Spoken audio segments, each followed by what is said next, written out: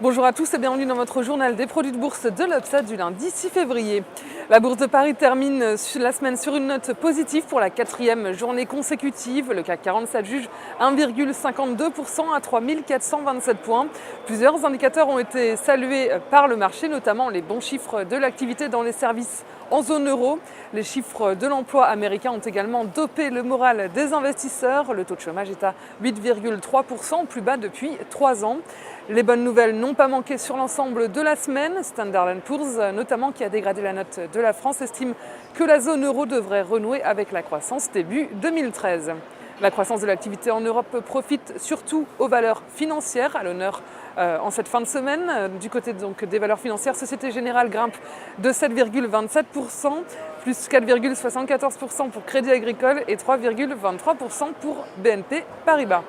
Aux États-Unis, les chiffres de l'emploi ont créé la surprise avec un taux de chômage au plus bas depuis 3 ans à 8,3%, donc grâce à une nette accélération des embauches. L'événement de la semaine, c'était aussi l'entrée en bourse de Facebook qui devrait être effective au printemps prochain. Les indices américains terminent tous les deux dans le vert, plus 1,23% à 12 862 points pour le Dow Jones et le Nasdaq prend 1,60% à 2906 points.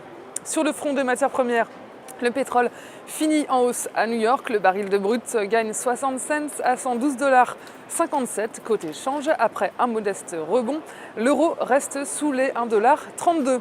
Sur le marché des produits de bourse, les volumes sont en baisse avec 38 millions d'euros échangés dans une séance de rebond. Le ratio call-put revient à sa normalité avec 67% de call contre 33% de put. La majorité des investisseurs, des varantistes et des investisseurs en turbo est haussière avec respectivement 75% et 61% de call. Du côté de la répartition par type de produit, les certificats 100% restent en tête avec 44% des échanges. Les certificats turbo suivent, proches à 30%, et les varants sont à 20%. Concernant la répartition par sous-jacent, les indices se replient avec 52,6% des volumes. Les matières premières sont en forte progression à 30,3%, à suivre en léger repli les actions à 15,5%. Dans la top 10, on peut voir que presque la moitié des volumes est partagée entre le CAC 40 à 24,7% et l'or à 23,7%. Côté matières premières, on retrouve le pétrole. Parmi les indices, le DAX et le taux de change euro-dollar complètent le tableau. Côté actions, on retrouve les financières avec Société Générale, BNP Paribas et Crédit Agricole, le luxe avec LVMH et enfin Alcatel-Lucent. La valeur du jour, c'est aujourd'hui le groupe de construction de médias et de télécommunications Bouygues. Graphiquement, le titre se maintient au sein d'un canal ascendant, tandis que les moyennes mobiles à 20 et 50 jours se retournent à la hausse.